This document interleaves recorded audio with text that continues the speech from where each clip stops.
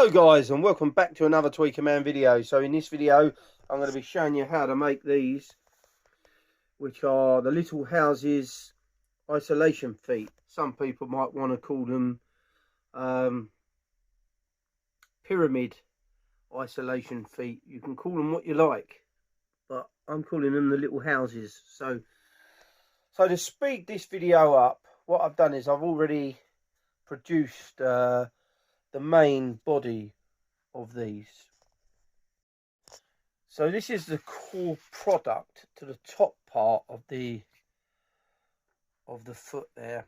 And if you're new to the channel and you haven't been following me before, this is a honeycomb paper packaging product, which is extremely lightweight but really rigid. Okay, and this is sandwiched in between two bits of hardwood 4mm ply, and that is a piece there, you can see. Okay, this is glued together with PVA glue, and then putting a heavy weight on top. I don't clamp these down, I just put heavy weight. So what I tend to use is loads of tins of stuff that's got food in it, just because they're heavy, and I put them over and weight them down, and it glues together nicely. And then the next thing you need is a bit of 20mm oak. So how I buy this is oak balustrades from a DIY come builder's merchant here in the UK called B&Q, which a lot of you would know. And then I can cut it to length. Them balustrades work out to around about £11 for a 900mm or 90mm length, 90cm length I should say. And then we need some balsa wood. This is around about 8mm. Okay, and then we need some wood to brace these bits all around. And what I use is this stuff, and I get loads of people giving me this. And these are the louvers, I think they are, off of those blinds. You can see over there I've got quite a few bits still.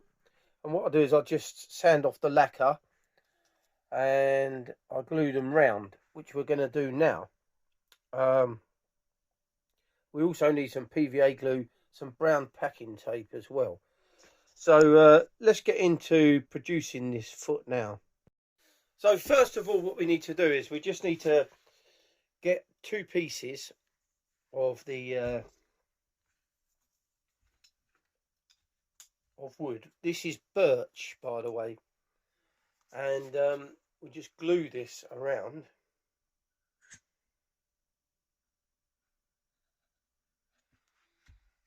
Spread it out so the whole surface is glued, and because this is quite thin, what the PVA does is it also toughens up the other bit that's not touching the core of this. Because this is a honeycomb, it's open. Okay, now we just pop that on top of there like that. It's always best to keep some, I keep these baby wipes here just so I can wipe away excess glue that is coming out. There we go, we just push that into place. And there you can see, so you want to just poke it over slightly so then we can sand it back after. So that's one. And the next piece.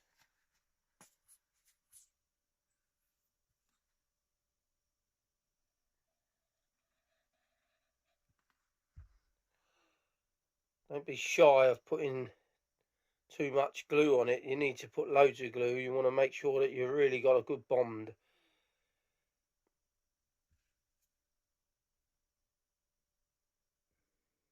So how I cut these, I obviously glue this product together, and then I chop it up.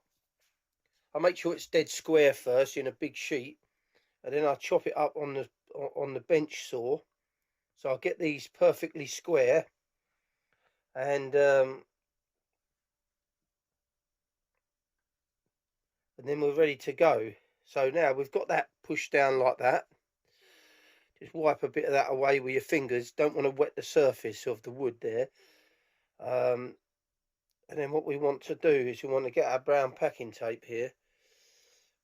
We can find the end again. It's always the I usually fold these ends over, but for some reason I must have been in a bit of a rush, and you always fold it over once you've used it. Then it's so much easier to get it back off the next time you need it. Right, so all we do now, okay, is to put that over there like that. Push that down. Okay, we'll just chop that bit off there with some scissors.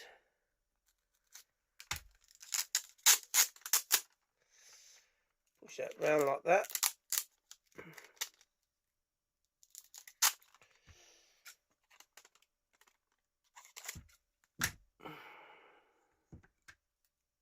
There we go. Make sure that these are sticking over the ends.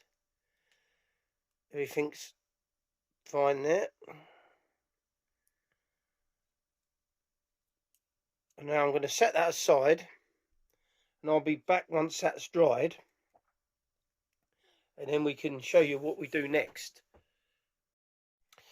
So we've now left this block to dry. Now what we need to do is just to take this tape off. We use the tape just to hold it in place while it dries. This is a 5-minute PVA made by Woodcare. You can purchase this off Amazon or many other places. So now we've got these bits that are over sticking on the sides, so we're going to sand those off now. So I have a disc sander here that I use all the time, and what we want to do is just sand these back.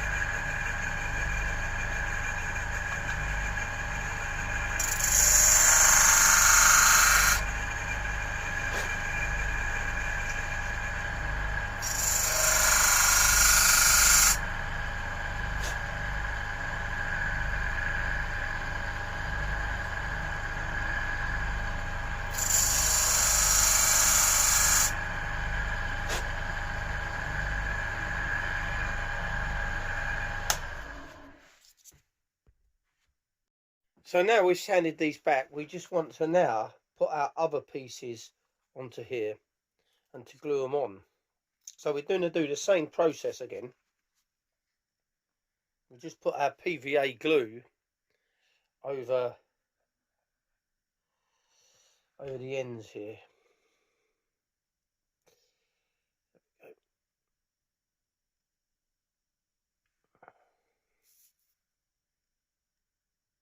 Now I do believe these are the best isolation feet I've made to date, and I'd be very surprised whether you could get a better sounding isolation foot than this. There's some very expensive stuff out there you can buy.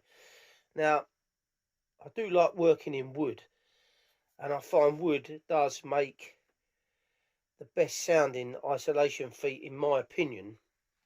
I mean, the problem with audio is it's so subjective. Everybody's got a different opinion on what sounds good and what doesn't, so you just have to make your own mind up. But the beauty of these is you can produce these yourself, save yourself a lot of money. I mean, obviously if you don't have a lot of woodworking tools, you might need to find somebody that's a carpenter or a cabinet maker, or you might have someone in your family that can do them for you.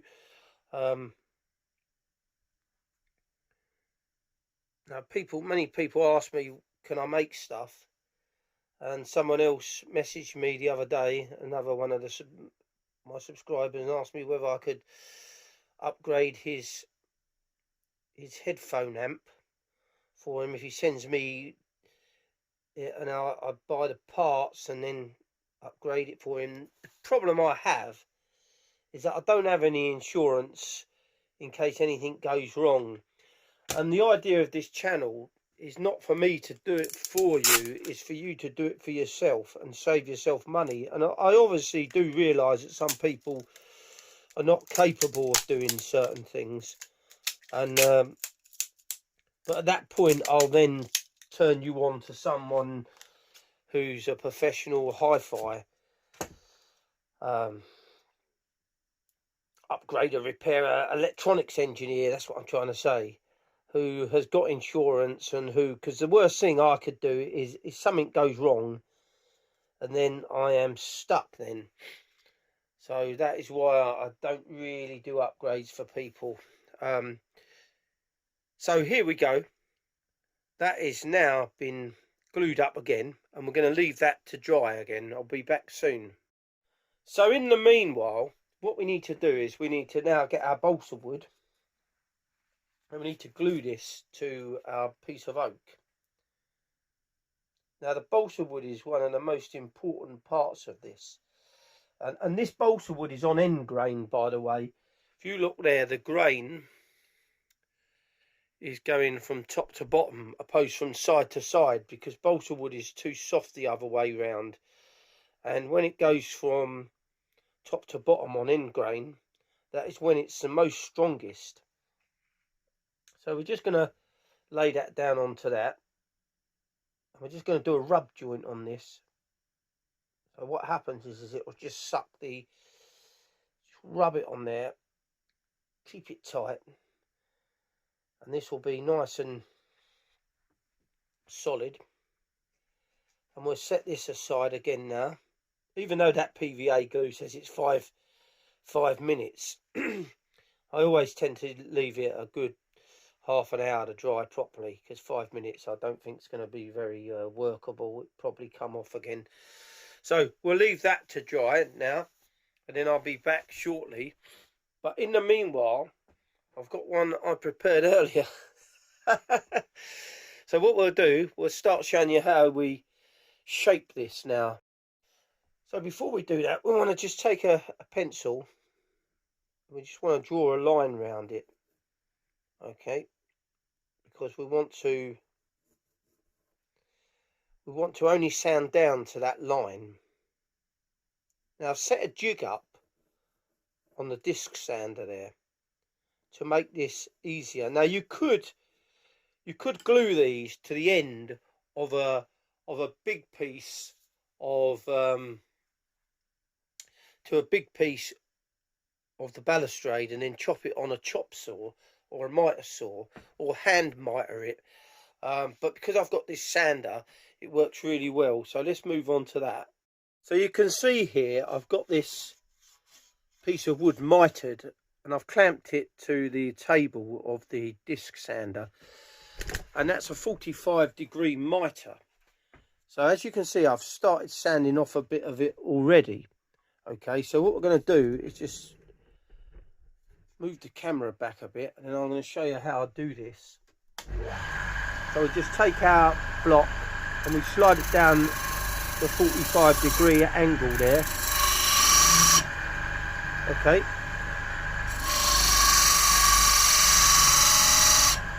Now I'm using some 60 grit paper here to do this.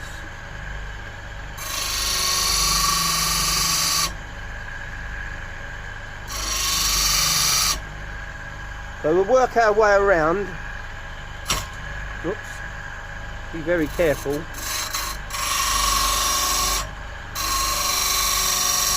Not to sand your finger off.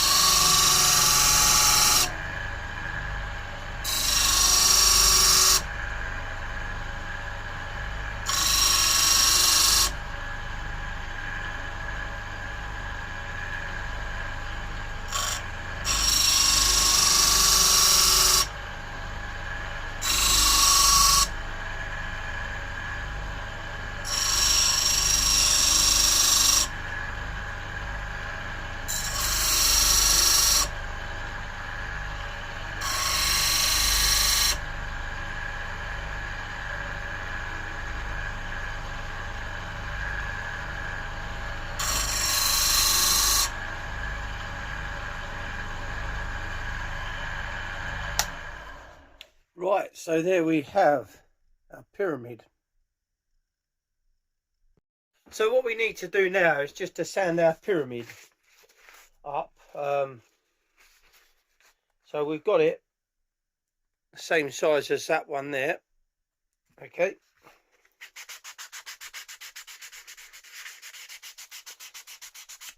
So I'll just sand the pyramid up and I'll show you it once it's done.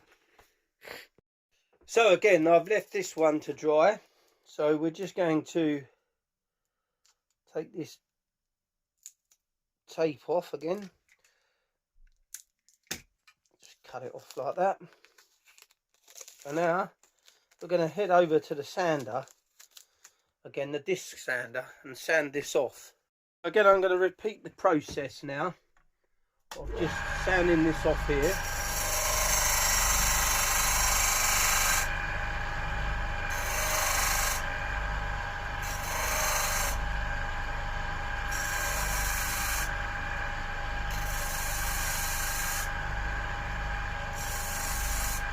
There we go, nice and flat there.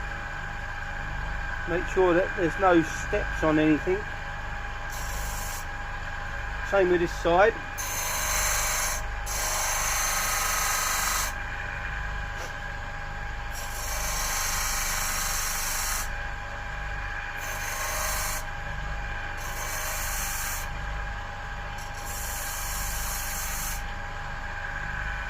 There we go. And now we can just put it on. We want to sand these pieces off round here, okay, because we want to flatten it there.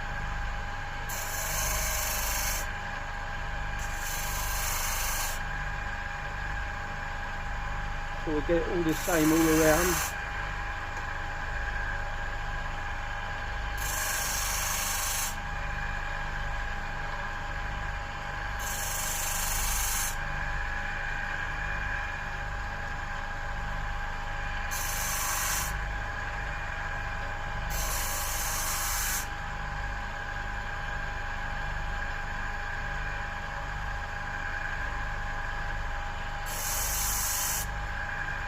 Right, that's all nice. That's just a tiny little bit more. Right, so move to this side. Same again.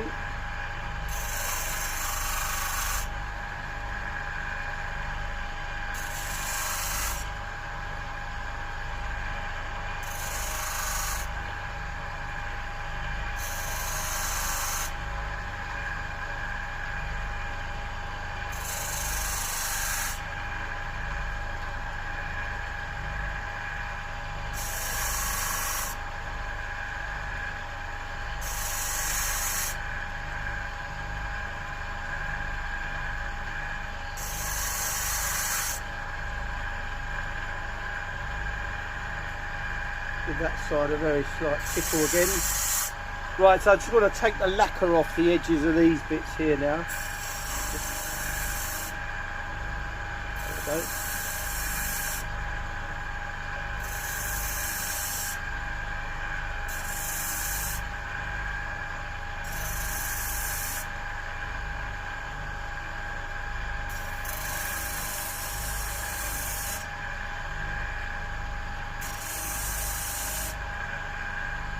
Right, that's it. So there we go, we've got the block all made and finished. So we're just going to sand that up now. So when I'm sanding stuff by hand, I love this paper. It's made by Mercer and it's got a foam backing to it, and it really does cut through the wood extremely well. And this is I'm using a 240 on this because it's quite fine, and this is used prior to polishing or painting. Okay, so what I'll do is I'll carry on sanding that up and I'll be back shortly. So I'm now sanded this up. This is extremely strong. It weighs virtually nothing. It's so light, and the best isolation is something that's rigid and really strong but lightweight at the same time. So what we need to do now is just to glue our pyramid top to the base of the house here. Okay, so all we need to do now is just to get some more of this PVA.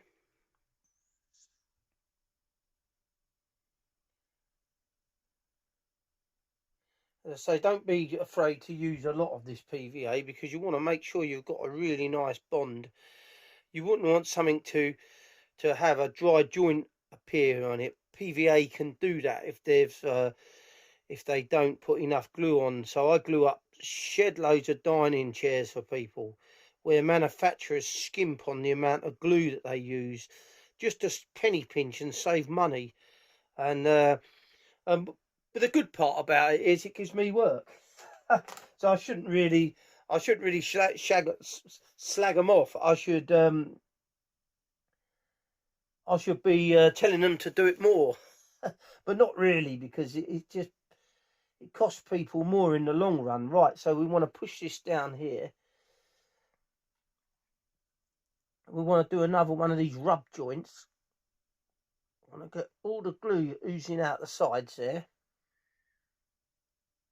Okay, and now we're going to just use our wet wipe here just to clean the glue off all around. This will move a bit while you're doing that, then you can recenter it once it's now,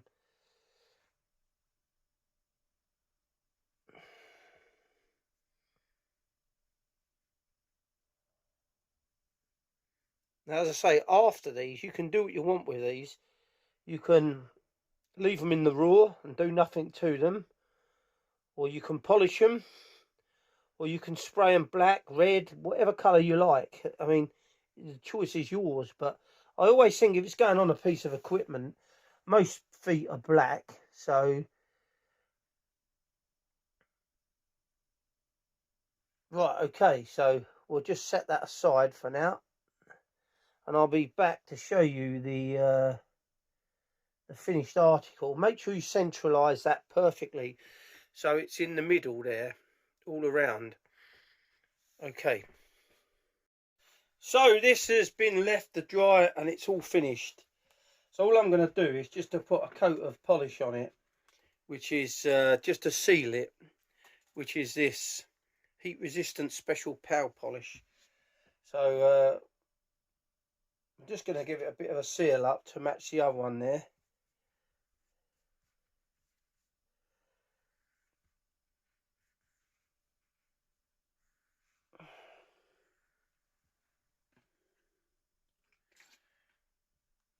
Now, I do believe these are probably the best DIY isolation feet you could find anywhere in the world. I doubt if anybody else has produced a set of isolation feet that are anywhere close to how good these will make your system sound.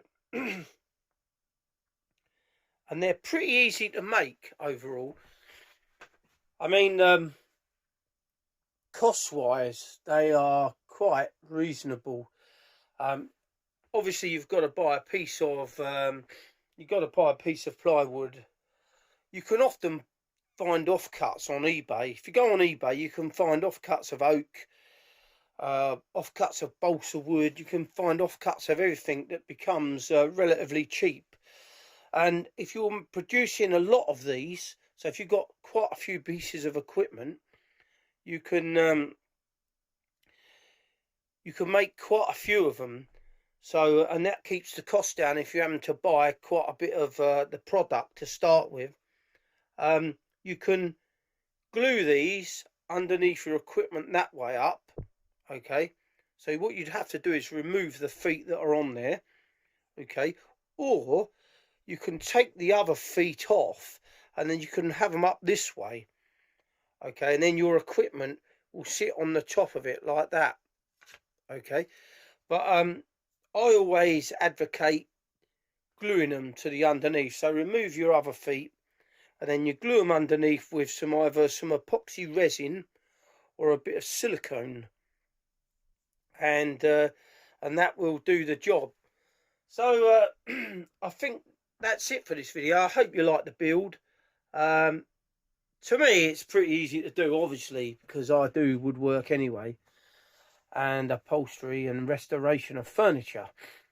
That is my main job, and being an audiophile is my hobby.